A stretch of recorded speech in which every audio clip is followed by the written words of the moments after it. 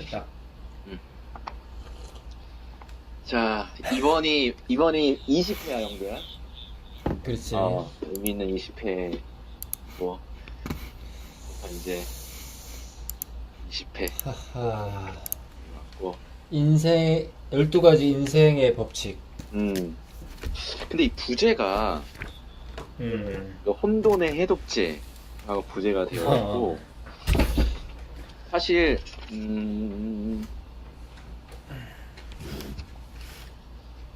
인생을 살아가는 데 있어서 그러니까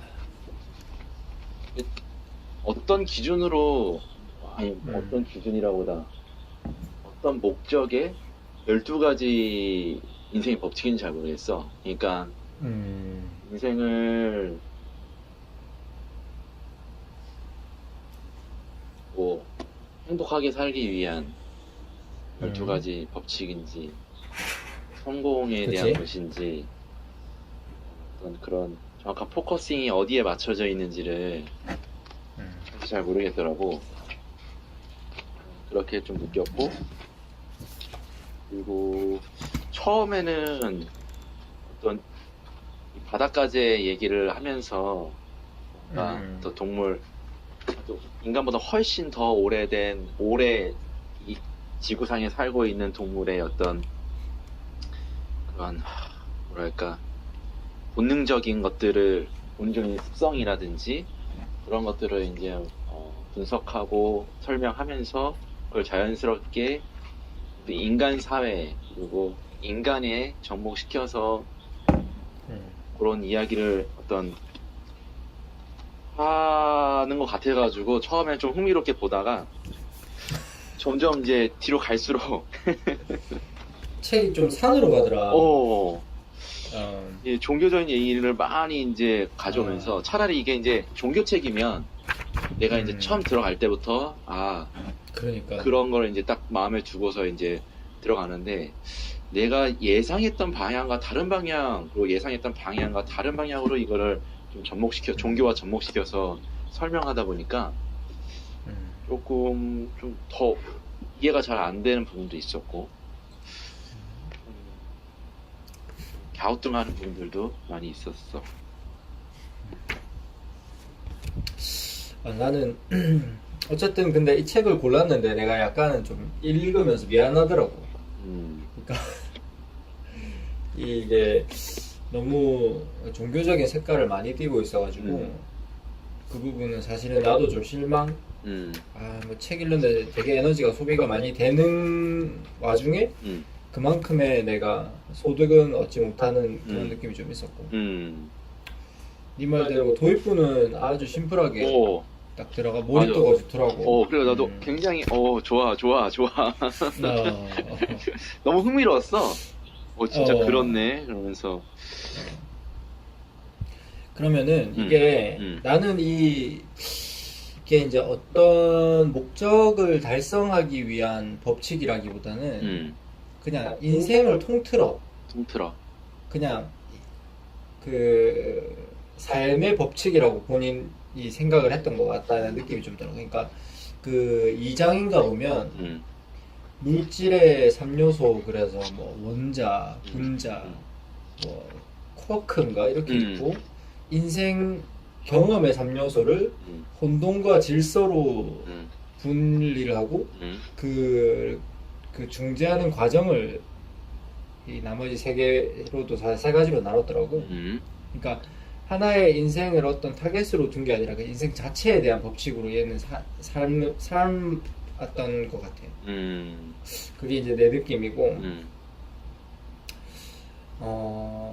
그러면은 여기서 지금 법칙이 12가지가 나오잖아. 좀 약간 의미가 있었던 챕터들은 몇 개야? 뭐 어떤 것들이야? 우선은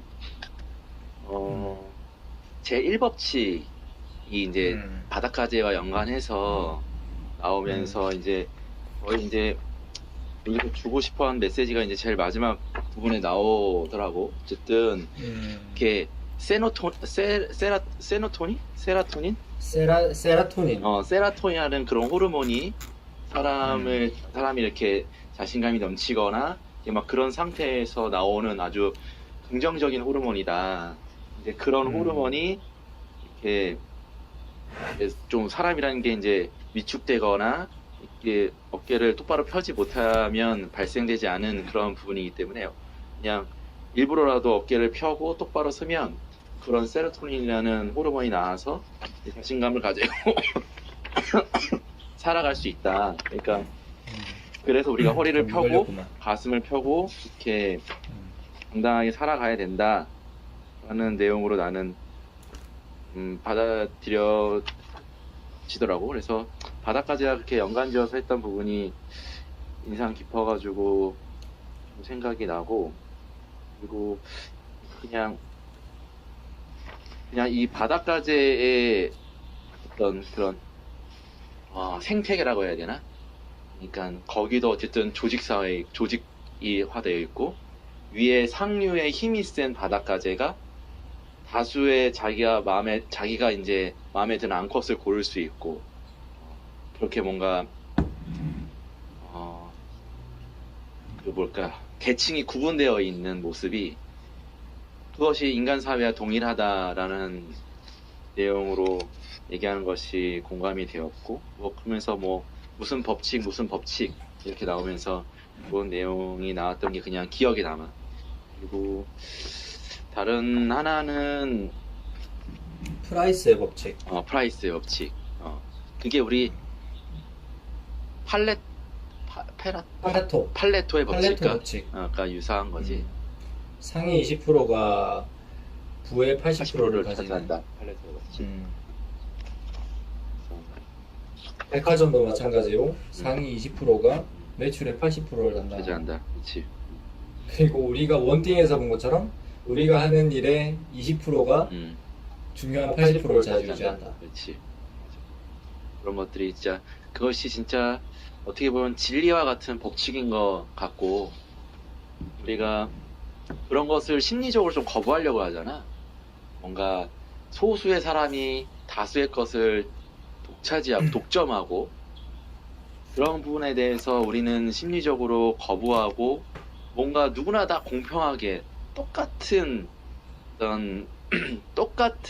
것을 똑같이 살아야 되고 똑같이 분배가 돼야 된다는 것을 추구하지만, 사실은 인간의 본성상 그렇지 못하고, 또한 이 조직과 사회와 세상이라는 것이 어쩌면 그렇게 계급화되고 소수의 사람이 많은 부분을 끌어가는 것이 당연할 수밖에 없다. 그런 생각이 좀 들더라고. 그건 거부감을 가지는 건 내가 봤을 때 사람마다 케바케일 것 같아. 상류에 있는 사람은 거부감을 가질 필요는 없지. 그래서 아무튼 그래서 12가지 중에 법칙 1. 법칙 1 하나랑, 그다음에 항상 내가 가장 잘 못하는 부분이 가장 인상이 남는데 법칙 4. 당신을 다른 사람과 비교하지 말고 오직 어제의 당신하고만 비교하라 라는 부분이 또? 그 2가지? 2가지. 나도 법칙 1에서 그 바닷가재 얘기가 이거잖아. 바닷가재가 둘이 영토 싸움을 하게 되는 이유는 본인이 안전하게 있을 수 있는 영토가 제한되어 있기 때문에 그것을 확보하기 위한 서로의 결투인데, 그 결투의 양상이 서로 맛만 보다가 지나갈 수도 있고, 실제로 집게로 서로 상처를 내면서 둘 중에 하나가 죽을 수도 있고 둘 다 죽을 수 있는 상황으로 진전될 수도 있잖아. 그렇지. 근데 실제로 이렇게 목숨을 건 전투를 하고 나면 그것을 진 바닥까지는 다시는 전투를 하려 들지 않는다는 거지. 그 전투에서 승리한 바닷가재에게는 세로토닌이 막 분비가 되는 반면, 그 패배한 바닷가재는 패배의식에 젖어서 다시는 재기하지 못하는. 그렇지. 마치 우리의 한국 사회를 보는 그런 느낌이 좀 들었지. 그리고 뇌는 어떻게 망가지는가라고 해서 그 양성순환고리라고 기억나? 아, 잘 안 나는데.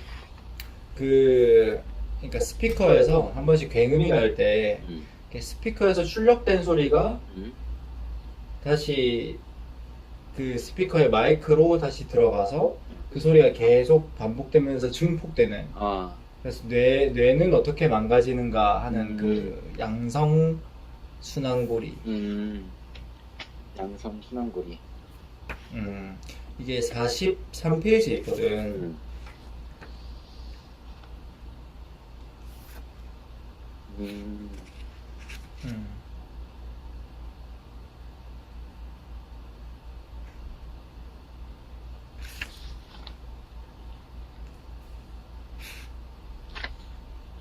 그러니까 어떤 특정한 나쁜 습관이나 계산하지 않은 어떤 그런 반복된 패턴이 뇌를 망가뜨릴 수 있고 우리의 삶을 안 좋게 만들 수 있다. 그리고 특히 여기서 딱 쉽게 이해할 수 있는 게 술을 마신 다음 술이 깨기 전에 그 보통 해장술이라고 하잖아. 그렇지. 해장술을 하면서 숙취를 해소하는 그런 방식. 근데 술을 먹어서 숙취를 해소하는 그거 해소하는 그런 방식이 이제 얼마나 뇌와 몸을 안정된 그런 스테이블한 상태를 망가뜨릴 수 있는가.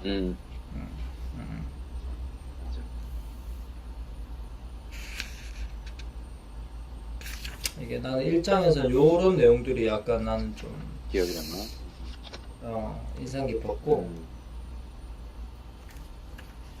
나는 뒤에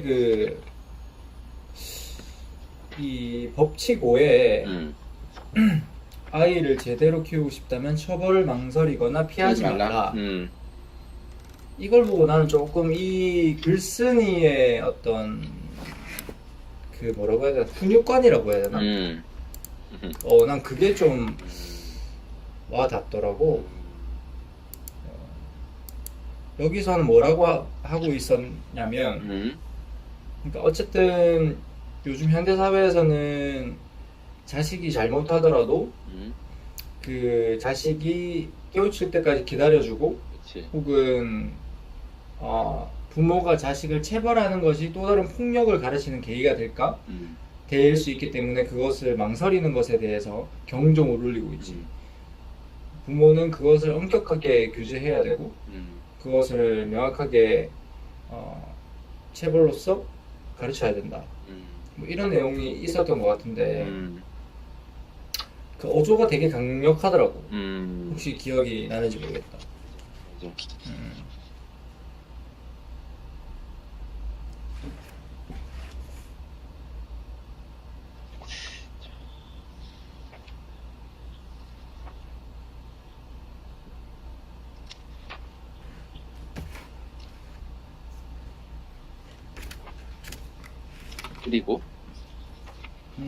그리고 보자.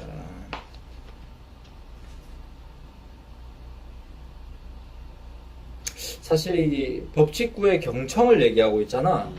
다른 사람이 말할 때는 당신이 꼭 알아야 할 것을 들려줄 사람이라고 생각하라.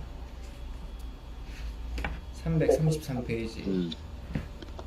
다른 사람이 말할 때는 당신이 꼭 알아야 할 것을 들려줄 사람이라고 생각.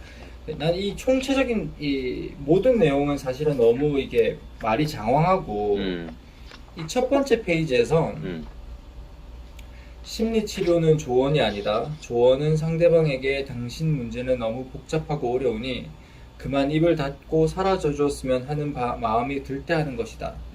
내가 너보다 지적으로 우월하다고 느낄 때 하는 것이다. 그리고 애초부터 멍청하게 살지 않았다면 그런 멍청한 문제로 고생하지는 않았을 것이라고 말하고 싶을 때 하는 것이다. 이 말을 딱 듣는 순간 내가 약간 아차 싶기도 하더라고. 야, 이게 이 내용이 책 앞에서도 나왔던 것 같은데.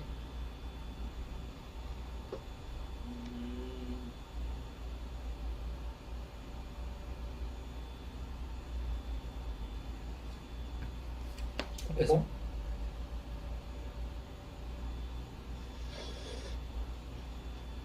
음.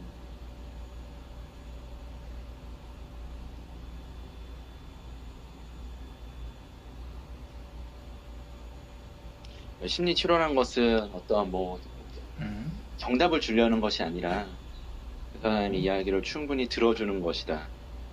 음. 내용이. 맞아.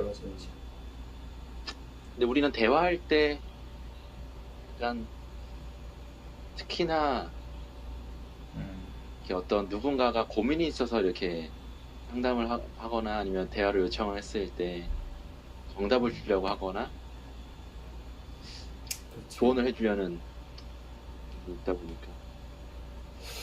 그래서 이 마지막 쯤에 음. 그게 나왔어. 그 359페이지에 지적 탐험을 위한 대화라고 이제 그러니까 여러 가지 대화의 유형을 얘기를 하고 그러니까 조금 뭐 설명을 해보자면 351페이지에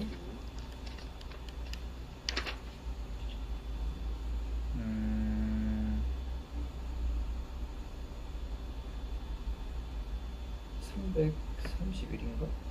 350인가? 의견을 말하고 싶은 사람은 앞 사람이 말한 생각과 감정을 정확하게 그 말을 한 당사자 마음에 들도록 간략하게 설명한 후 정리한 후 자신의 의견을 말하는 방식.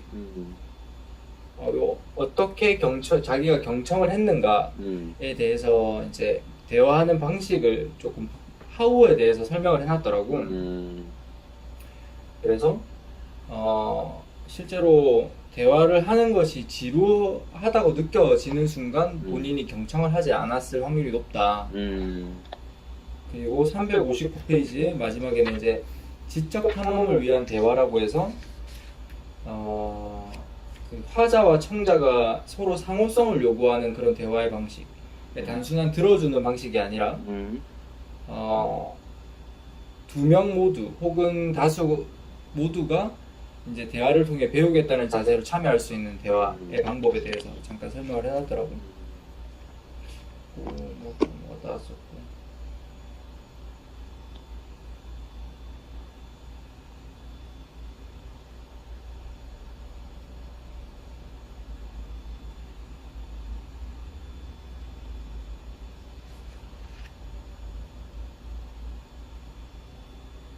맞다.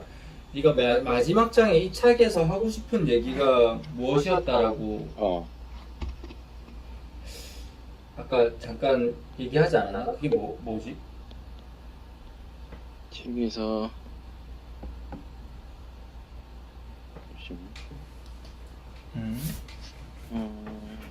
이게 사실 책이 거의 600페이지 달해서 맞아.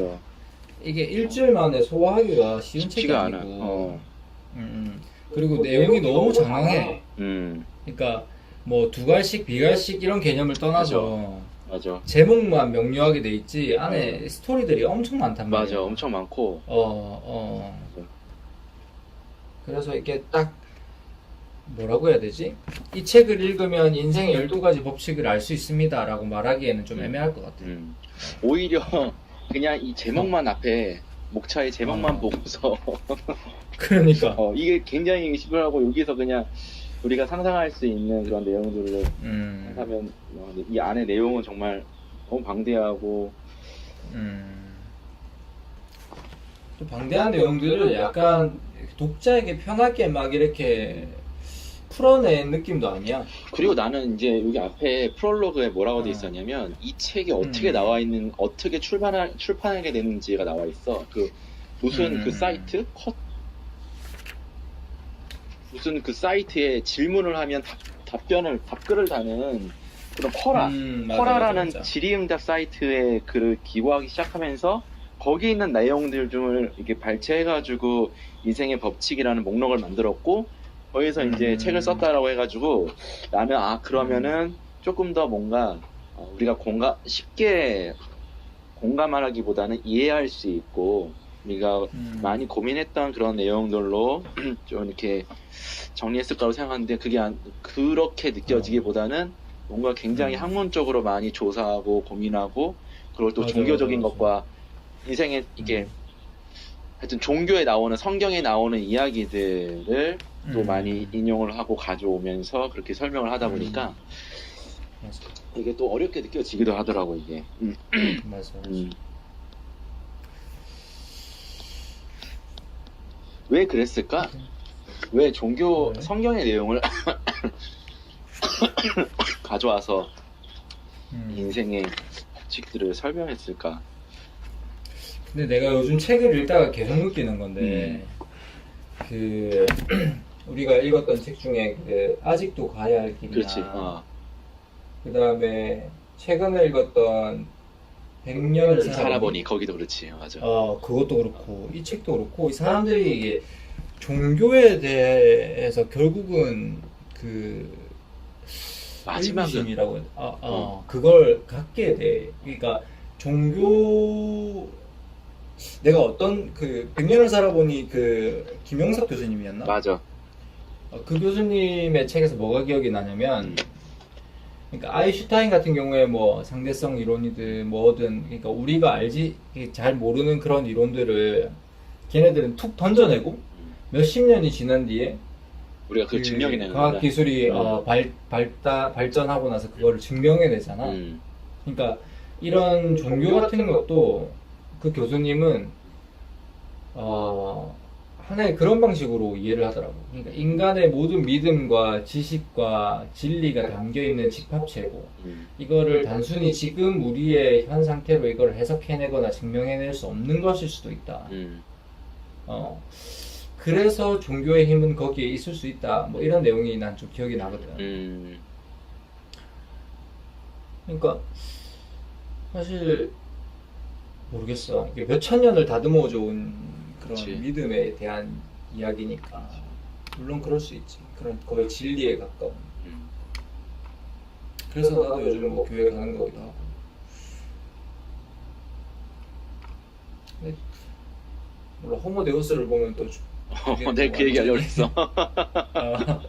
호모데우스에서는 그 당시에는 그 종교적인 내용으로 설명할 수 있는 부분이 있을 수 있지만 지금 현재 나타나고 있는 현상을 그 종교에서 말하고 있는 것으로 판단하기에는 어려운 것들도 있을 수 있다. 그렇지. 맞아. 그런 부분들. 그러니까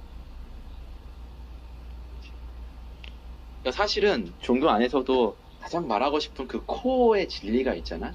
근데 그거에 도달하기 위해서 여러 가지 규칙을 만들고 여러 가지 제한상을 만들었는데 뭐 하지 말라 뭐 그런 것들은 사실은 시대에 따라 좀 변할 수 있지만 어떻게 보면 이 진리에 해당하는 이 코어는 불변한 어떤 법칙 이기 때문에 그게 뭐 과거든 지금이든 미래든 다 적용할 수 있고 이렇게 하나에 깊이 파고들고 연구하고 하다 보면 결국은 거기에 도달할 수밖에 없는 것인가라는 생각이 거기에서밖에 답을 찾을 수 없는 것인가 그리고 그런 생각이 들어. 우리 인간의 수명이 유한한 한 조건 하에서는 아마 그 진리가 통용이 되지 않을까.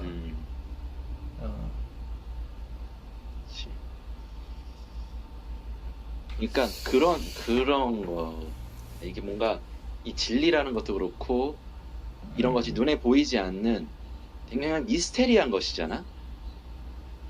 우리가 아직도 더 과학적으로 증명하지 못한 부분도 있고 이 인생을 살아가는 데 있어서 나타나는 현상들이 정말 과학적으로 딱딱딱 우리가 이해하고 증명해낼 수 없는 것들이 많은 것들이 많이 있고 그런 거에 의해서 인생이 흘러가고 사회가 굴러가고 사람이란 것도 태어났다 죽고 뭘 얘기하고 싶은 거냐면 그러니까 앞에 우리가 읽었던 호모데우스는 굉장히 우리 인간 사회도 그렇고 사람이란 것도 딱딱딱 어떻게 보면은 정해져 있는 하나 뭐 일정한 데이터와 그로 인한 알고리즘 어떤 일정한 논리에 의해서 결정되어 졌고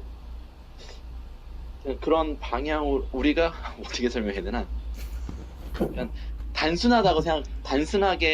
단순하다고 얘기를 하고 있는 것 같은데 사실은 그보다 훨씬 더 복잡하고 미묘한 것이 이 우주라는 세계고 사람이라는 동물이 아닌가 생각이 들어가지고 결론은 복잡하다는 건가? 그러니까 호모데스로 그렇게 단순할 것 같지 않다. 사람이라는 이 존재 자체가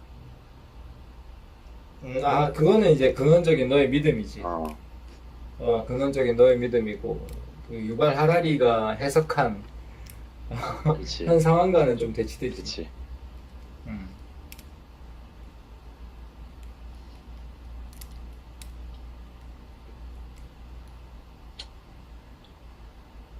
오케이.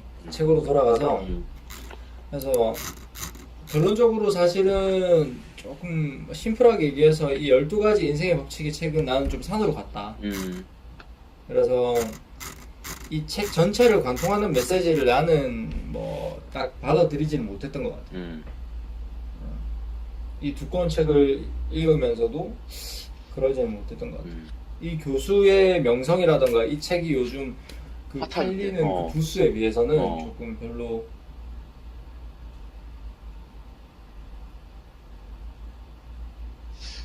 그렇지. 그렇다고 여기에 그냥 목차로 나와 있는 이런 인생의 진리들이 뭐 공감하지 못하는 부분은 아니고 또 그렇다고 뭐 반박하거나 반대할 만한 여지가 있는 내용들은 아니라고 생각하거든. 근데 그러니까 이런 뭔가 거 이 책 다 읽었는데 얘기해. 나는 이런 첫 번째 법칙 1을 딱 보고서 그러니까 마지막에 딱 2로 넘어가기 바로 직전에 약간 허무하더라고. 왜냐면 아까 바닥까지 얘기를 막 하면서 굉장히 뭔가 심오한 뭔가 내가 생각하지 못했던 법칙이 있을 거라고. 그치. 이 책이 딱 그런 형식이야. 그래가지고 막 성경을 갖고 오고 막 해가지고 막 하는데 마지막 그냥 마지막 그 반쪽에 한 페이지에 맞아. 딱 너무 심플하게 던지고. 너무 당연한 얘기를 어깨를 펴고 다니면 당당해지고 뭐 마치 쉽게 말하면 좋은 일 생기고 뭐 그렇게 된다는 너무 이게 갑자기 소 심플해지니까 당황스럽더라고. 거의 다 그래. 그래서 난 이거 뭐 앞에 어려운 거 읽을 필요가 없이 그냥 맨 마지막 페이지만 읽으면 얘가 그냥 뭘 하라고 어떤 내용인지 알겠구나라는 생각이 들기도 할 정도로. 나도 그래서 뒤에는 그렇게 읽었어. 아니 앞에 뭐 성경 어려운 거 얘기 그거 뭐 잘 들어오지도 않고 모르겠으니까. 맞아. 그런 구성이야. 책이. 맞아. 딱 그런 구성이 너무 장황해. 만약에 근데 진정한 기독교인이라든지 성경을 오래 공부를 많이 한 사람들은 어쩌면 깊이 공감하면서 왜냐면 성경에 있는 내용을 가져오면서 그거를 비유적으로 또 보여주면서 예시로 들어가면서 하고 있으니 굉장히 많이 공감하고서 의미를 찾았을 것 같은데 나는 처음부터 그렇게 접근하지 않고 했으니까 차라리 그냥 성경책을 읽었으면 더 감명 깊었고 너무 많은 걸 배울 수 있었는데 그러니까 이건 성경도 아니고 뭐 그렇게 되는 거니까 거기서 조금 아쉬웠지. 수필집도 아니고 무슨 자기 개발서도 아니고.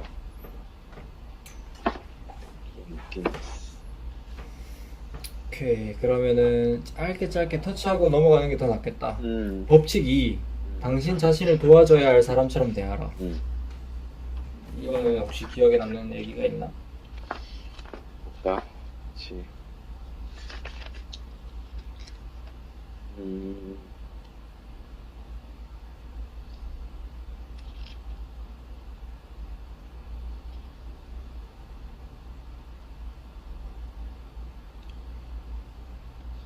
그러니까 이 내용이 정확히 기억이 안 나는데 이게 흑백률처럼 좋은 사람, 나쁜 사람 이렇게 구분해서 살아가지 말라는 내용이었나? 내가 메모해둔 내용들 중에는 이런 게 있었어. 101페이지에서는 음, 그러니까 삶이라는 게 고통스럽다라는 전제 하에서 그러니까 그 사람이란 인간이란 존재는 나약하고 힘들 수밖에 없다. 그렇기 때문에 주변의 사람들을 믿어야 한다. 그리고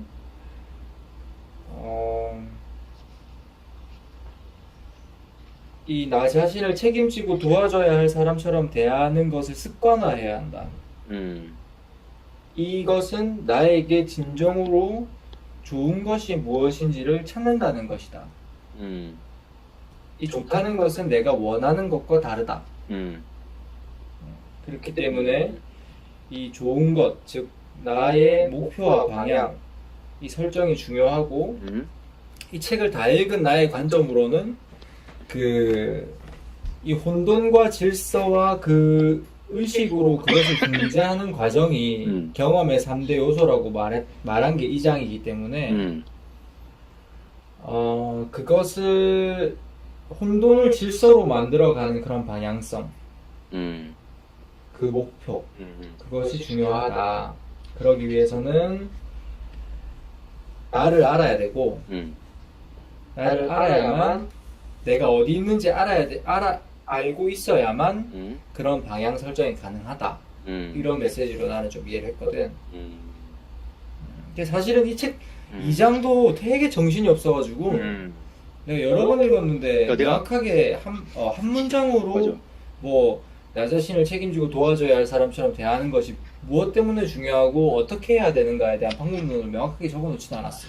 2장부터 멘붕이 왔어. 2장에 이게 많이 성경 부분이 갑자기 막 들어오기 시작해서 맞아. 됐었지.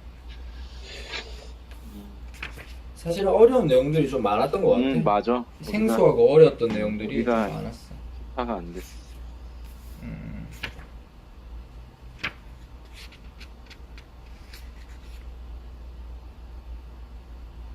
그리고 3장은 당신에게 최고의 모습을 기대하는 사람을 만나라. 맞아. 여기는 표시해 준 거에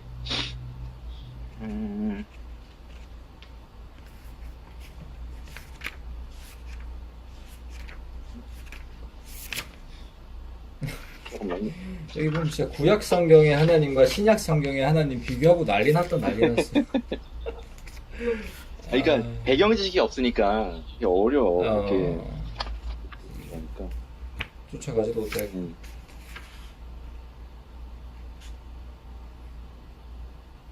여기서 진짜 중요한 게 나왔던 것 같다.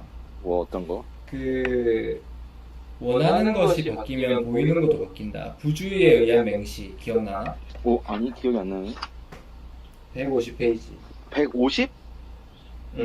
그거는 저거 아니야? 이거 다른 네 번째 건가? 법칙이야. 미안. 다음 장에서 얘기하자. 지나가다가 중요하다고 체크해놨던 거야.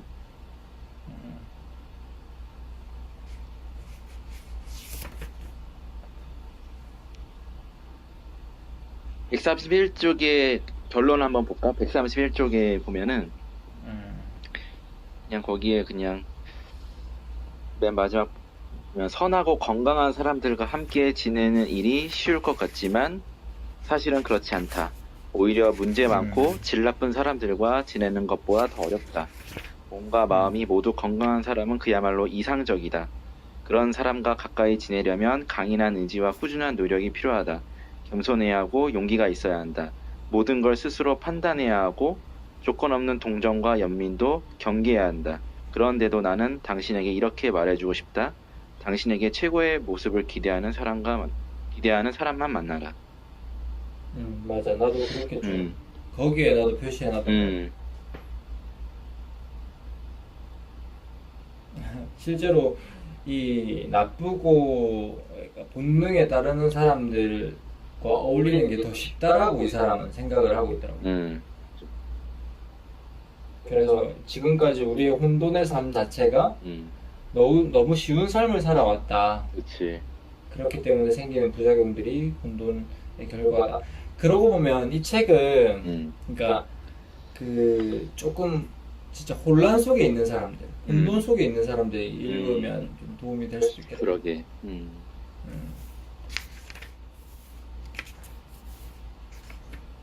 조금 강한 어조로 책이 적혀 있기 맞아. 때문에. 근데 이 두 번째 챕터의 법칙 그대로 당신에게 최고의 모습을 기대하는 사람만 만나라. 그런 사람을 만나면 정말 나 스스로도 거기에 부응한다기보다는 이게 성장할 어떤 그런 가능성도 더 많아지는 것 같고 그런 것 같아.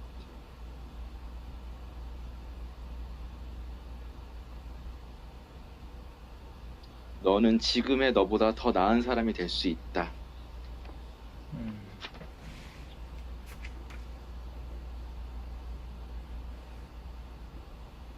그 정도? 그러니까 이거는 이거지. 그 우리가 보통 삶이 힘들어지는 경우는 이런 거잖아. 뭐 누구와 헤어지거나 누구에게 배신당하거나 사업에 실패하거나, 그러니까 혹은 뭐 누군가를 좋아하는데 그 사람이 날 좋아하지 않는다거나 떠나가는, 그러니까 그치.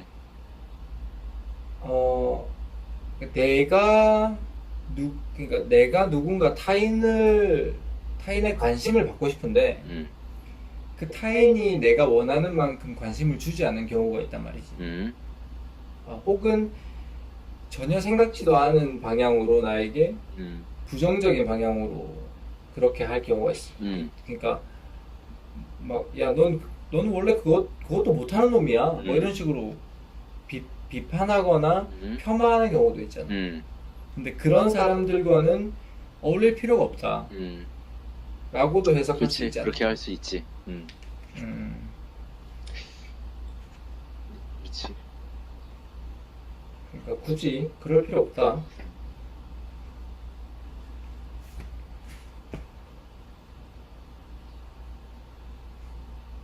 우리가 너무 심플러파이야. 너무 이 심오한 내용들을 간단하게 만들어버리는.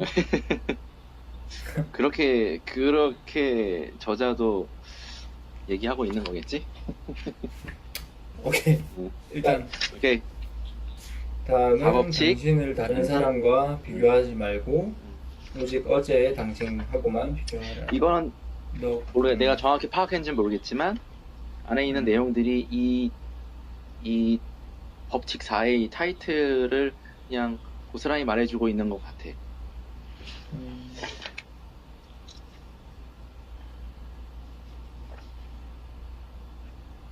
그러니까 우리가 항상 다른 사람과 비교할 때 굉장히 내가 불리한 것들만 비교를 한다라고 얘기를 했던 게 기억이 나거든. 불리한 영역만. 그러니까 내가 저 사람이 어떤 부분이 참 부러워.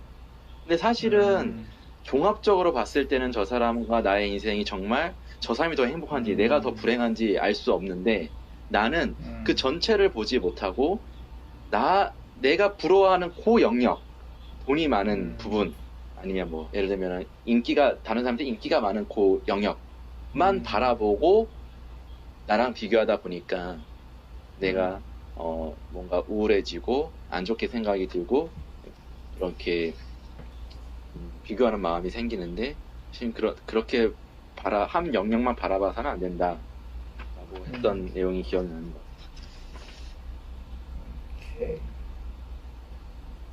그리고 약간의 그 방법론이라고 해야 되나? 149쪽 혹시? 다른 사람과 149쪽 말하는 149쪽 맞지? 맞아. 나 거기 보고 있어. 작은 목표를 세워라. 맞아. 처음부터 거창한 목표를 세우면 아무것도 하지 못한다. 하루를 마무리할 때 아침보다 조금이라도 더 나아진 내가 되자. 근데 진짜 이렇게 살기 힘들어. 이게 나도 인생의 좌우명 목표 중에 하나가 남과 비교하지 말고 어제 나와 비교하란데 너무 쉽지 않아. 왜 쉽지 않을까? 그러니까 그걸 인정하지 못하는 것 같아.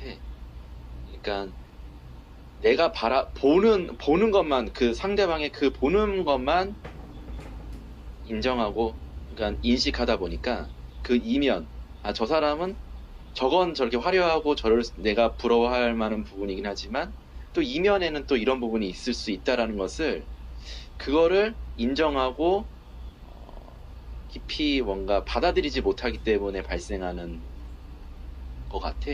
그런 비교가. 그걸 왜 아니 머리로 알고 있잖아. 이미 너도 지금 알고 있잖아. 머리로 이면에 알고 있지. 무엇인가 있다는 걸 알고 있잖아. 응. 근데 왜 그걸 보지 못할까?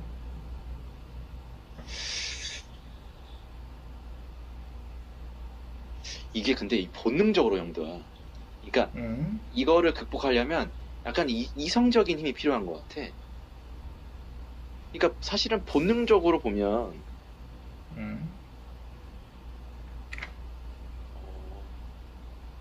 남과 비교하는 것이 본능상 당연하고, 그것이 비교해서 저 사람보다 더 나은 뭔가가 되려고 하는 그런 것이 인류의 역사와 어떤 생존의 진화의 법칙에 봤을 때는 그게 본능인 것 같은데,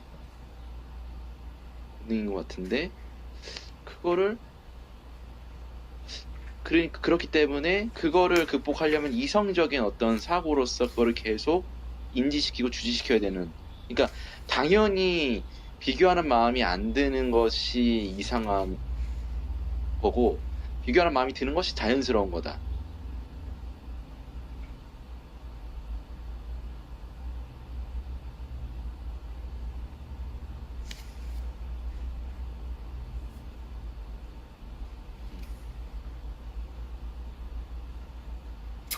여기서 그러니까 나도 그건 인정해. 우리가 동물로서 사회 구성원으로서 성장하면서 나를 인식하는 방법 중에 하나가 비교잖아. 쟤와 나의 차이, 쟤와 나의 공통점.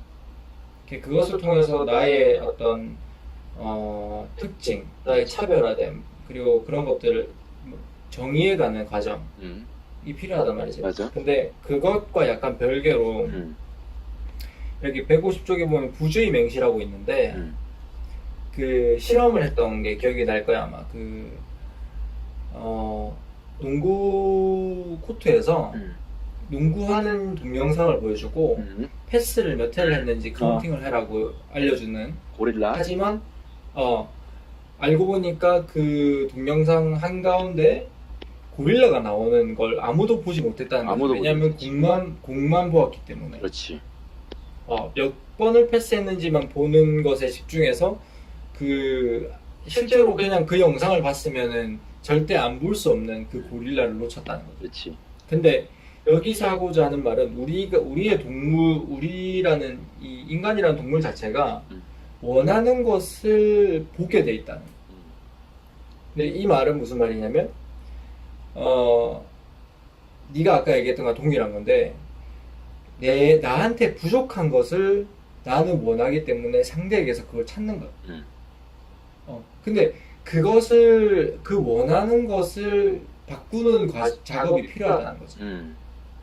그러니까 예를 들어 우리가 원하는 게 지금 말로는 타인과 나를 비교하지 말고 어제 나와 나를 비교하라고 하지만 그 총체적인 맥락 속에는 나를 발전시켜야 하는 이유 자체가 타인에게 있을 수도 있는 거지. 사회에 있을 수도 있고. 그러면은 자연스럽게 나는 사회를 봐야 되고 타인을 봐야 되기 때문에 그 명제 자체가 서스테이너블 하지가 않은 거야. 이해되지? 그러니까 진정으로 원하는 것을 디파인 할 때 그런 전반적인 그림 속에서 내가 원하는 것이 타인에 기속되지 않도록 좀 고민을 해볼 필요가 있는 것 같아.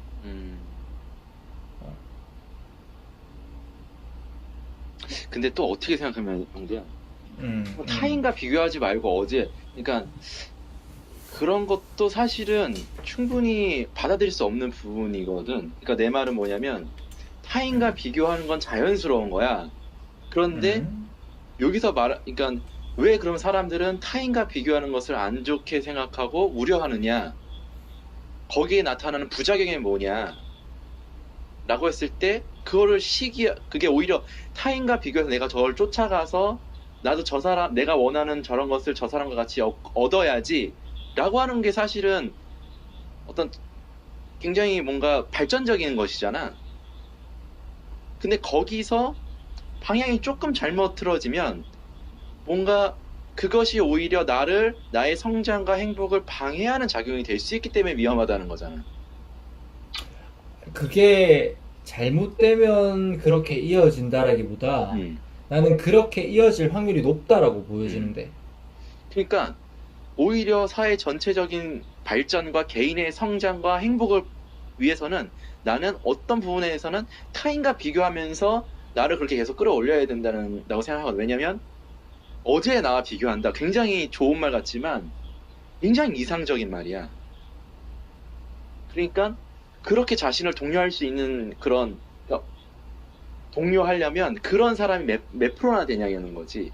기본적으로 사람이 행복하고 성장을 하려면 가장 쉬운 방법은 질투, 욕심 이런 걸로 자기가 좀 더 돈 더 많이 벌어서 가족과 행복하게 지내야지, 내가 좀 더 공부 열심히 해가지고 좀 더 나은 환경에서 지내야지 라는 것이 기본적으로 그게 하나의 강력한 원동력이 되는 건데, 그게 조금 좋은 방향으로 나를 해치지 않는 정도의 수준이면 좋겠는데, 그게 나를 해치는 수준이 그렇게 비교하는 걸 계속 우려하는 거고, 어제 나와 비교를 하라고 하는데 사실 어제 나와 비교해서 나를 점점 성장시키고 할 수 있는 것이 현실적으로 가능하고, 그게 우리 같은 인간 동물에게 맞는 현실적인 법칙이냐는 거거든, 나는. 내가 얘기를 들으니까 나는 조금 와닿는 게 이건데, 다른 사람. 참 미안한데, 그래서 나는 저 사람 네가 말했던 대로 내가 부족한 걸 저 사람을 통해서 내가 원하는 걸 찾았어. 저 사람을 닮고 싶어. 라고 했을 때 저거를 쫓아가고 하지만 그게 질투가 되고 저 사람을 끄집어 내리고 내가 불행해지지 않으려면 이성적으로 저 사람은 저게 나보다 더 낫고 훌륭하지만 그 이면의 다른 부분에 대해서는 저 사람이 갖지 않고 있는 걸 내가 갖고 있다. 저 사람도 분명히 또 슬프고 안타까운 부분을 갖고 있다. 라는 것을 이성적으로 인식하고 그거를 끊임없이 자기 스스로 되뇌어야지 남과 비교하는 함정에 빠지지 않게 될 거라는 게 내 생각인 거거든. 영석아. 그 마지막 부분이 이제 나랑 비슷한 부분인데, 내가 이제 지금 얘기를 하다 보니까, 그러니까 네 말은 이거잖아. 어쨌든 타인과 비교하면서 생기는 부작용들이 있고, 그렇지. 그러니까 그러니까 파지티브한 면과 네거티브한 면이 동시에 있다라고 너는 얘기를 하는 거고, 그 파지티브한 면은 가져가되 네거티브한 면은 경계하자, 이런 얘기인 거잖아. 오케이, 지금. 맞아. 그치? 난 여기서 이 책이 1, 2, 3, 4장이 약간 이런 맥락인 것 같아. 그러니까 1장이 이거잖아. 1장이 어깨를 펴고 똑바로 서라. 2장이 나 자신을 책임지고 도와줘야 할 사람처럼 대해라.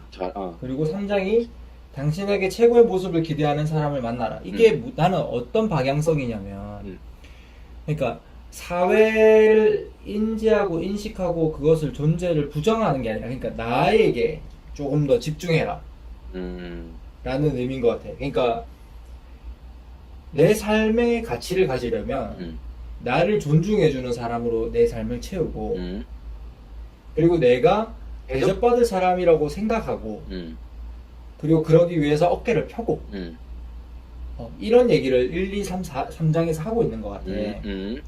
그래서 4장에서 이제 타인과 비교하지 말라라는 요 맥락은, 그러니까 여기서 부지맹시를 꺼내면서 했던 얘기는 결국은 자기가 원하는 걸 내면에서 찾아라 라는 얘기인 것 같아. 그러니까 조금 더 쉽게 예로 얘기하자면 여기서 든 얘기인데 고된 일상에서 지쳐 쓰러지지 않으려면 어떤 보상, 당신에게 어떤 보상이 필요한가, 그리고 어느 정도의 배우자가 필요한가. 그러니까 이렇게 문제를 풀 때 저 사람은 뭐 의사랑 결혼했으니까 나는 의사가 필요해. 저 사람은 누구랑 결혼했으니까 이렇게 비교하는 게 아니라 그러니까 나만이 만족감을 느낄 수 있는 보상의 방식, 만족의 방식에 대해서 원하는 초점을 맞춰봐라 라는 얘기인 것 같아. 저 사람의 초점이 아니라 내 내면에 초점을 맞춰라. 예. 그래서 1, 2, 3, 4, 3, 4장이 약간 좀, 그러니까 타이틀상으로, 내용상으로 이제 얘기를 하다 보니까 조금 이어지는 것 같아. 그러네. 내 느낌은. 지금 이제 우리가 원하는 것들을 생각하고 고민할 때 아주 효율적인 방법이거든. 비교를 통해서. 그러니까 우리가 어렸을 때 아주, 지금도 물론 하지. 근데 그런 아주 효율적이고 발전적이라고 생각되는 그런 방법을 계속 하다 보면 영원히 우리의 그 부주의 맹시 때문에 계속 그런 것만 보게 될 수 있다. 조금 더 내면을 바라보고 내면에서 갈망하고 내면에서 원하는 거를 정의해보자. 이런 얘기인 것 같아.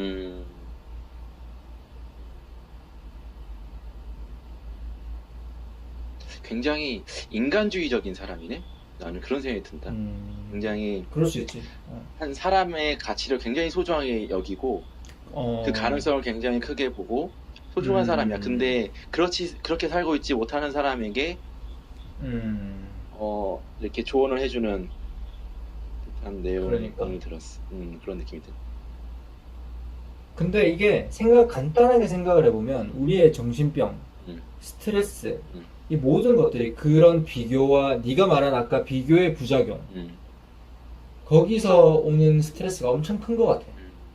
그러니까 거기서 그러니까 스스로 이겨낼 수 있는 사람이면 상관이 없는데 가재처럼 한번 패해버린 사람은 그거를 극복해내지 못하는 거야. 그래서 인간으로 태어난 게 참 감사하고, 인간이라는 존재가 그거를 극복해버린 거잖아. 그 본능에 따라 살아가는 동물들, 바닷가재나 이 세상에 많은 그런 동물들은 그런 어떤 타인과의 싸움과 타인과의 어떤 비교와 이런 걸 통해 가지고 이겼을 때는 굉장히 큰 행복과 큰 세로토닌이라는 호르몬이 나와서 굉장히 자긍심이 생기지만, 그렇지 못하면 굉장히 주눅들고 패배자가 돼버리고 자기가 원하는 암컷하고도 뭐 마음대로 사귀지 못하는 그런 뭔가 굉장히 어려운 환경을 빠지는데, 인간만이 그런 걸 극복할 수 있는 그런 능력을 갖고 있다라고 생각해도 되나?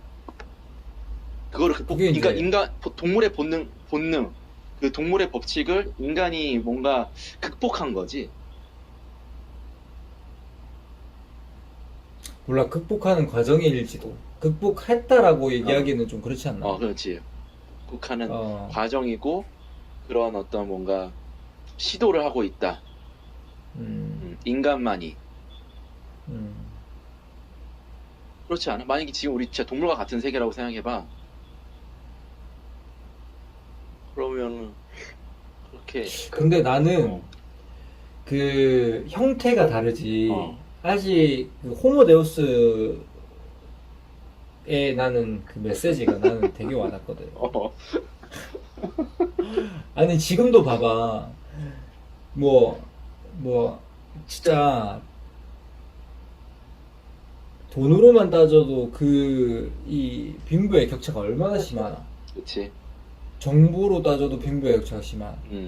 그러니까 이 격차는 계속 있어 왔지만 우리는 그거를 문명이라는 미명 아래 법과 질서를 통해서 그냥 최소한의 행복을 부여해주는 방향으로 지금 가고 있는 것 같기도 하고. 그렇기 때문에 저 위의 사람들이라고 표현하기엔 좀 웃기지만 많은 부와 많은 권력과 정보가 있는 사람들은 또 우리를 어떻게 생각할지 모르지. 그렇지. 근데 사실은 그러니까 그 단면을 또 마이크로하게 들어가 보면 걔네들은 또 걔네들만의 불행이 있고 힘듦이 있긴 한데 그건 뭐 너 말하는 바닷가재 거시적으로 바닷가재 보면 결국은 뭐 어. 바닷가재와 그런 어떤 동물의 계층 구분에 따라서 살아가는 그 생태계와 비슷하다는 거잖아. 그런 느낌이 지울 순 없지. 그치. 오케이. 오케이. 자, 5장. 아이를 제대로 키우고 싶다면 처벌을 망설이거나 피하지 말라. 아까 잠깐 얘기했던. 다음. 쉬운 길이 아니라고 의미 있는 길을 선택하라. 7장.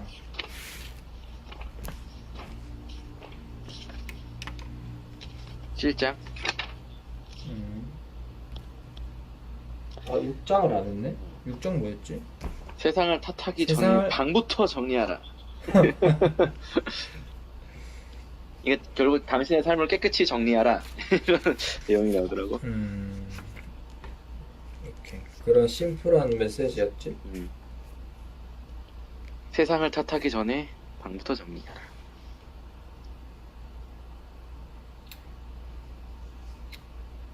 어쨌든 자신이 할 수 있는 일부터 맞아. 하라는 것 같아. 맞아.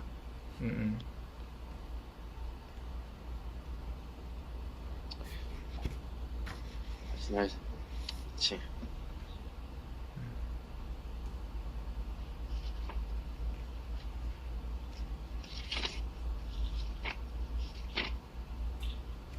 그리고 중단해야 한다는 생각이 조금이라도 들면 그냥 중단하라. 이런 메시지들이 많이 나오잖아. 그러니까 뭐 정직하게 말하라, 정확하게 말하라, 뭐 이런. 그러니까 그렇게 하지 못하는 사람들이 사실은 이 심리적으로 힘들어하는 경우가 많은 것 같아. 맞아. 막 속으로는 불만족하고 속으로는 막 힘들어 죽겠는데 말을 못하고 표현을 못하는 그런 사람들.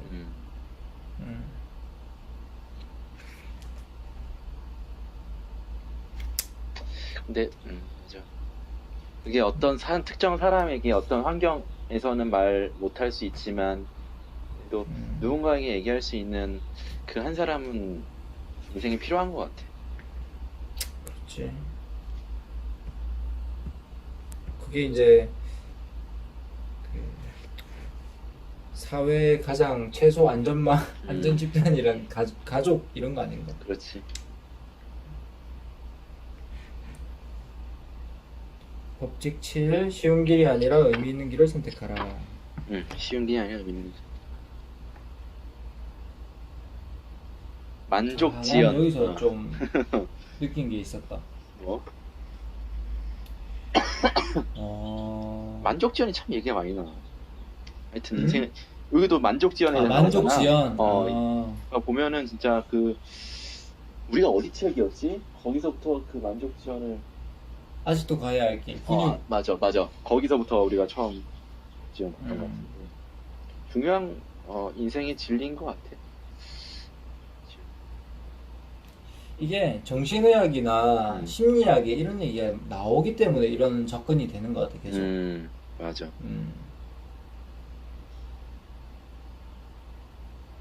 이 248쪽에 보면 이 공유라는 게 어떤 것의 공유는 교환의 시작이다. 공유하지 않는 아이는, 즉 교환하지 않는 아이는 친구를 사귀기 어렵다, 이런 얘기가 있잖아. 내가 이제 외동이잖아. 내가 이쪽에 좀 취약한 것 같아, 읽다 보니까. 그리고 내가 정보에 대한 호기심이 조금 떨어지는데, 그러니까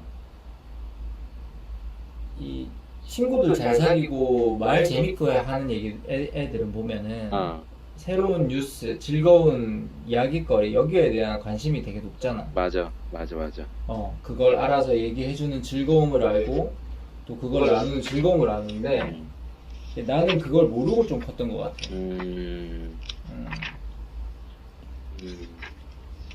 그래서 이 248쪽에 그 새로 이사 온 사람의 부탁을 받는 것은 음. 이웃에게 자신이 좋은 사람이라는 사실을 증명할 좋은 기회다. 음. 채무 관계가 발생하므로 이웃 역시 음흠. 나중에 도움을 요청할 수 있다고 생각한다. 그렇지. 그런 과정을 거치며 둘 사이에 친밀감과 신뢰가 쌓이게 된다. 그렇지. 이처럼 주고받는 과정을 통해 우리는 낯선 사람과 관계를 맺는 것에 대한 두려움과 망설임을 극복한다. 아무것도 갖지 않는 것보다 뭔가를 가진 게 좋다. 그런데 갖고 있는 것보다 아낌없이 공유하는 게 훨씬 좋다. 무엇보다 아낌없이 공유하는 사람으로 널리 알려지는 것이 좋다. 이런 거 보면은 나는 진짜 도움 안 받으려고 하는 성향이 크거든. 아하. 이런 거 보면은 이제 나를 조금 돌아보는 계기가 됐지. 맞아.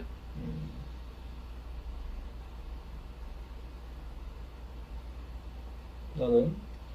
나도 굉장히 나도 이 공유하고 나눈다는 거에 인색하거든. 내가 스스로 생각해보면 이제 인색한데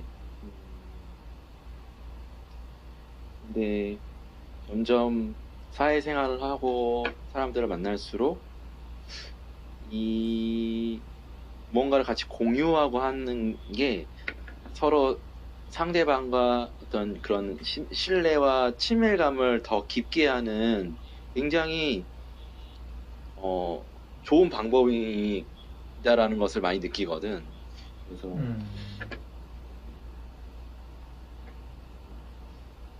그렇게 좀 바꿔가려고 많이 노력하고 있지.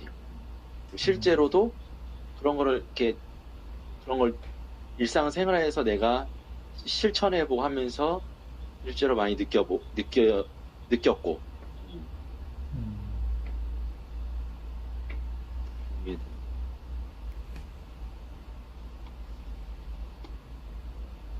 아, 그리고 251페이지에 난 요게 조금 뭐라고 해야 되지? 의미가 있다고 해야 되나? 눈에 들어오는 세계가 원하는 세계가 아니라면 가치관을 점검해야 한다. 지금 진실이라 믿고 있는 것을 버려야 한다. 현재 가장 소중히 여기는 그것이 가장 큰 원인이다. 이게 이제 아까 부주의맹시랑 비슷한 얘기인 것 같아. 그러니까 사람이 가장 이게 약간 두 가지 메시지를 주는 것 같아. 그러니까 그러니까 세상은 내가 보는 관점에 따라 아름다울 수도 있고 아름답지 않을 수도 있다. 그 메시지를 주는 것 같고 현재 내가 속해 있는 세상이 내가 원하는 세상이 아니라면 우리는 세상을 바꾸려고 하잖아. 그렇지. 다른 세상으로 나가려고 하잖아. 그렇지. 그게 파란색 증후군이잖아. 근데 그렇게 하지 말고 가치관을 점검해 볼 필요가 있다. 그렇지. 내가 잡고 있는 것을 버려야 되는 필요도 있다. 과감하게 포기해야 되는 그런 메시지를 주는 거. 야, 참 스스로는 쉽지가 않다. 그거는 그렇게 거기에 빠져 있는데 자기가 그래, 믿고 있는 그래. 이게 최고라고 생각하고 이게 제일 소중하다고 생각하는데 사실은 그게 자신을 불행하게 만들고 자신을 옥죄고 있는 것인데 그걸 스스로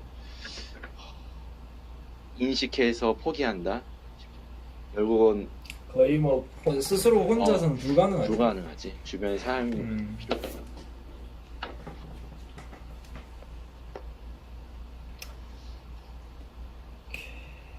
그런 게 있었고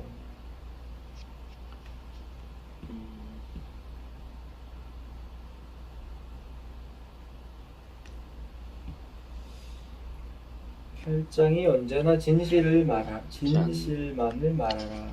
이거 맞나? 맞아. 팔짱이 적어도 거짓말은 하지 마라. 거짓말은 하지 마라.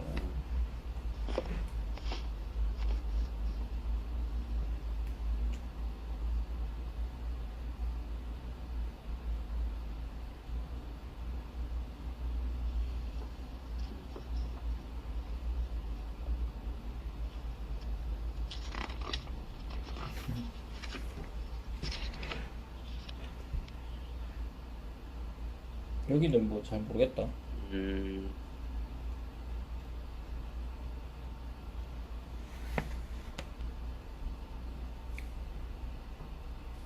너무 그냥 뻔한 말이라서 그런가? 근데 이게 여기도 좀 그랬지만 이 제목 내용이 일관되게 이 제목, 이 소제목을 쭉 설명한다는 생각이 잘 안 들고 이것저것 설명을 하는데 이 제목과 어떻게 연계를 시켜야 되는지 모르는 그런 내용도 나는 좀 없어가지고. 그래. 넘어가도 될 것 같아.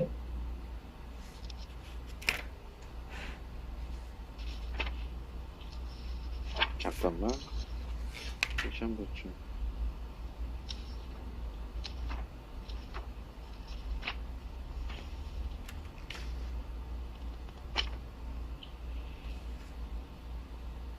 이 책은 진짜 정제된 책은 아닌 것.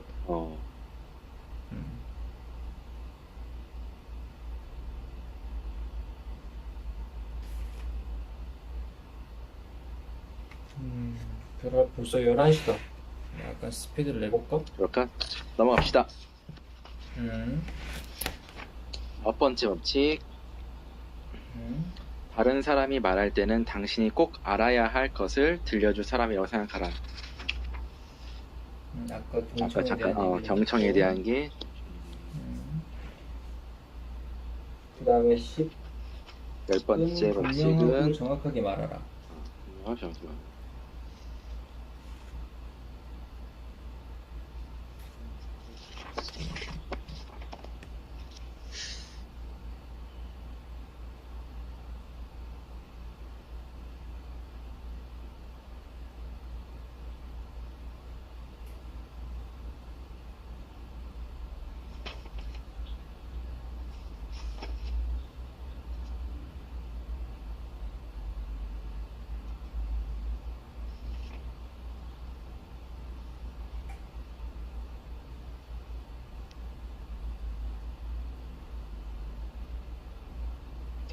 나 여기서 기억나는 에피소드 있다. 여기 분명하고 정확하게 말하라랑 이게 연관이 있는 건 모르겠는데, 이게 이제 우리 주변의 외부 환경들이 올바르게 흘러갈 때는 우리가 그것을 보려고 하지 않는다라는 얘기가 있었거든. 그러니까 예를 들자면, 근데 부부가 있어. 근데 남편이 바람을 핀 것을 알기 전까지는 서로의 관계에 대해 의심을 가지지 않는다. 혹은 우리가 운전을 할 때 뭐 하나하나 신경 쓰지 않는 것처럼. 혹은 근데 우리가 자동차에 어떤 부품이 어떻게 작용을 하는지 신경 쓰지 않지만 어느 날 자동차가 기능을 안 할 때 자동차에 내가 관리를 잘못해줬나? 아니면 얘가 고칠 때가 됐나? 어느 부품이 왜 고장이 났나? 이런 생각들을 하게 됩니다. 그렇지. 근데 이제 그게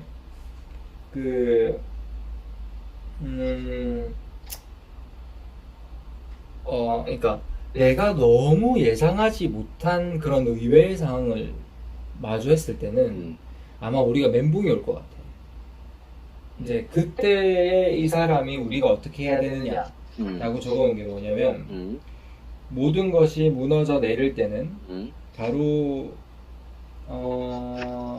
그 모든 것들을 똑바로 바라보아야 한다. 그때는 정신보다 몸이 더 신속히 반응을 한다. 이런 얘기가 있었고,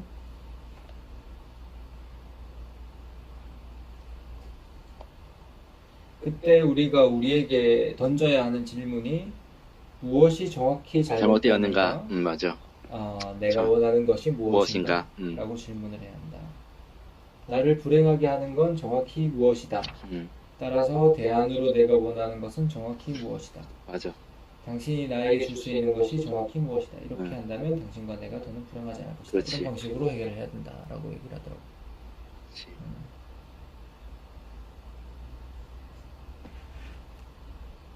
그래야 풀리는 것 같아. 정확하게 찝어가야지. 아무 문제가 없을 때는 단순해 보이는 세상이 무엇인가 제대로 작동하지 않으면 한없이 복잡해 보인다. 맞아.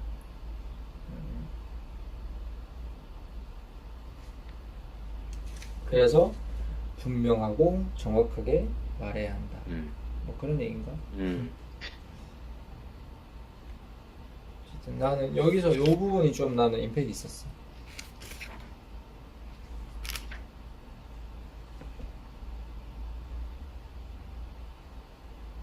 뭔가 맞아. 인간이란 동물이 뭔가 활용할 가치라든가 이용할 목적성이 없으면 그것에 대해서 관심을 기울이지 않는 거지.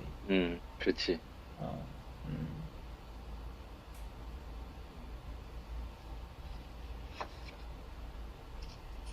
오케이. 그러면 다음 장은 아이들이 스케이트보드를 탈 때는 방해하지 말고 내버려 두어라.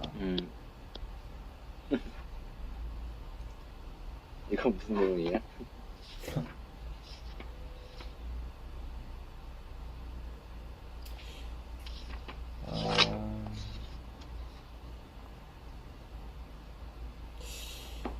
여기는 그냥 뭐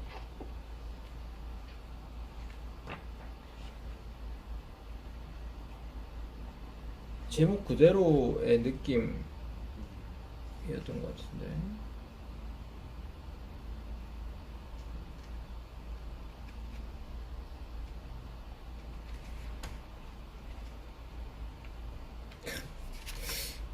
진짜 너무 어려워. 어렵게 적혔어. 너무 어려워 이게.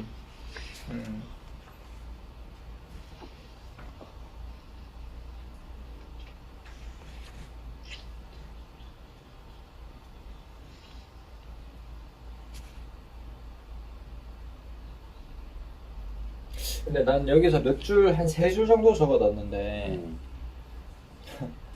인간은 너무 안전하면 다시 위험해지고 싶어 한다. 너무 안전한 위험해지고 싶다. 400페이지에 있는 내용이고, 398페이지, 우리를 진정으로 안전하게 해주는 것은 능숙함이다. 그러니까 보호장비 이런 게 아닌. 그리고 403페이지에 누군가의 행동이 도저히 이해되지 않을 때는 행동의 결과를 유심히 관찰해 그 동기를 유추해보라. 칼융의 이야기다. 근데 여기에서 그래서 결론은 내가 물음표를 해놨어. 이 책의 결론을 이 장은 내가 몰랐던 것 같아. 읽고도 내가 이해가 안 된 것 같아.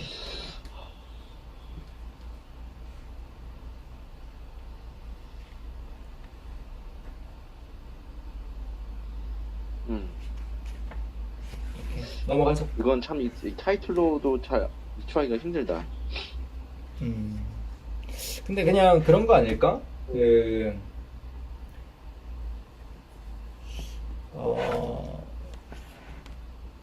그들 스스로 능숙해지는 시간을 줘야 한다. 그런 메시지 아닐까? 능숙해지는 시간을 줘야 된다.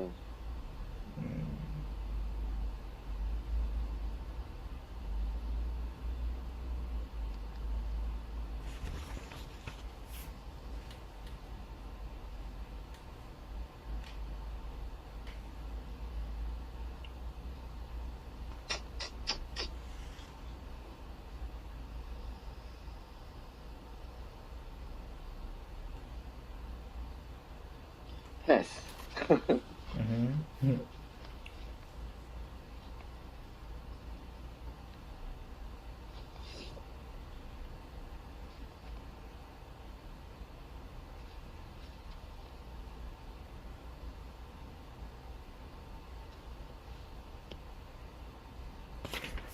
마지막. 길에서 고양이와 마주치면 쓰다듬어 주어라.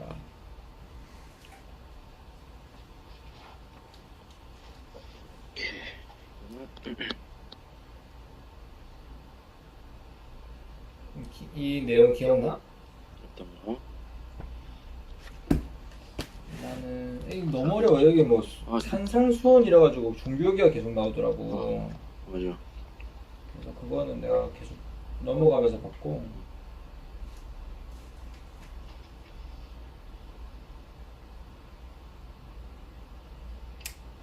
고단한 일에서 벗어나서 10분, 20분 정도 자신만의 시간을 보내도 된다.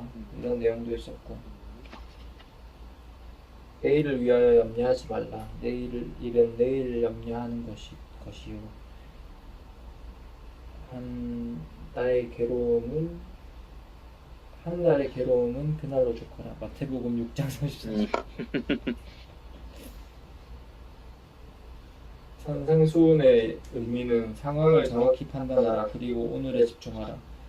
선함, 아름다움, 정신의 시선을 고정하고 매 순간 문제에 집중하라.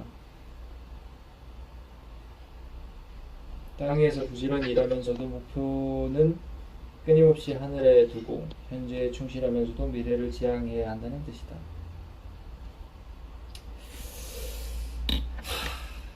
그런 내용이었던 것 같아.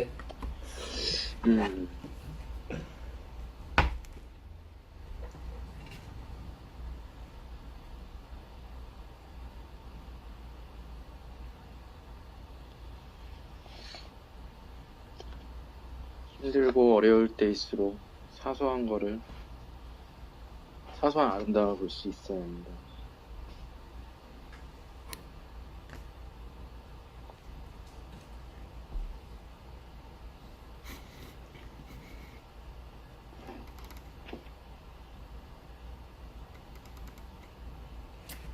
영서가 너무 지금 급하게 꺼내려고 안 해도 될 것 같다. 네.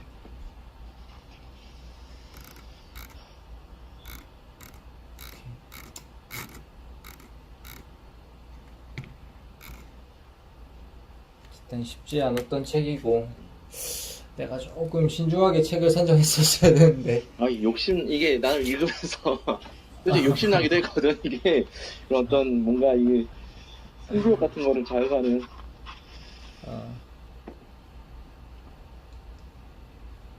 조금 아쉽긴 하네. 그럼 내용의 어떤 뭐 책의 어떤 그런 문제라기보다는 아직은 이걸 소화하고 이걸 뭔가 이렇게 정리할 수 있는 역량이 안 되는 것인지, 그리고 우리가 잘 모르는 그런 어떤 그런 성경적인 내용들이 많이 나와서 그런 거. 그래. 정리해 볼래? 네.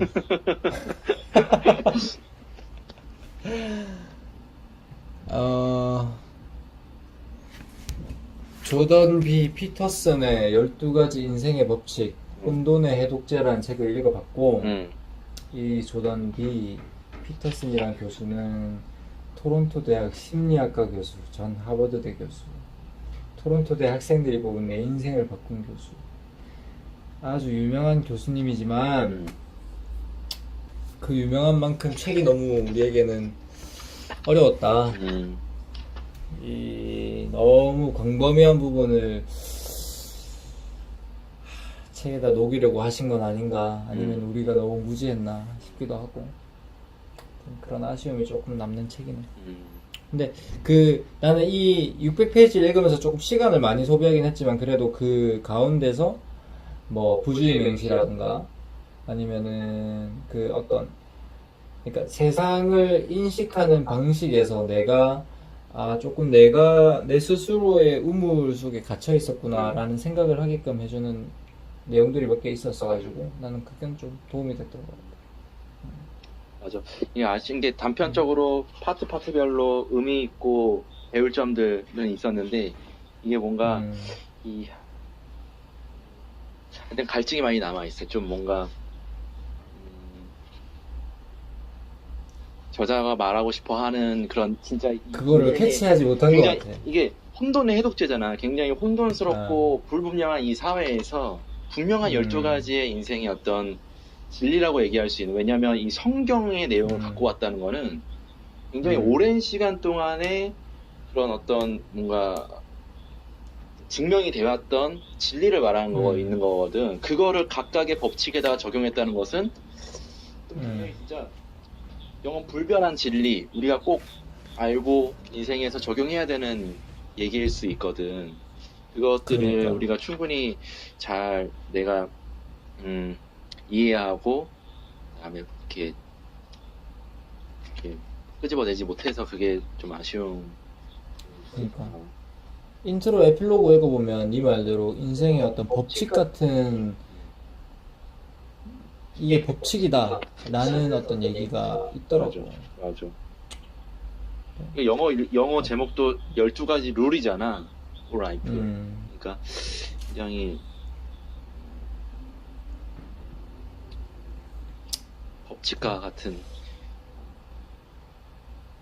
어떤 내용인지 아시죠? 아쉽지만 응. 우리가 아직 소화하기에 조금 너무 많은 양들이 있었다고 생각합시다. 20회는 이렇게 마무리를 하고 21회는 아까 네가 얘기했던 나는 책을 샀는데 어, 뭐 그러니까 가벼워. 그러니까 뭐 최진기란 작가를 내가 좋아하기도 하지만 이 필체 자체가 되게 그냥 이해하기 쉬운 필체이기 때문에 책을 사도 좋고 이북으로 해도 좋고 이렇게 해도 될 것 같고 조금 가벼우면서도 가볍다기보다는 쉽게 읽으면서도 나는 이 책을 선택한 게 이 사람이 사회학자야. 그러니까 사회학자이면서 어떤 경제적인 부분도 많이 알고 있는 분이라 뭔가 기존에 경제적으로만 풀었던 부동산에 대한 어떤 얘기를 경제적인 얘기를 조금 사회 정치적으로 풀어가는 부분이 좀 흥미롭고 재미있어가지고 선택했거든.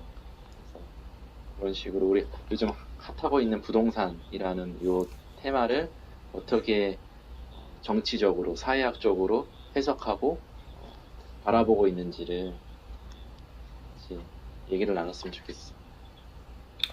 오케이, 한번 읽고 그럼 얘기를 나눠봅시다. 일단 이번 20회 책대리는 여기까지 네.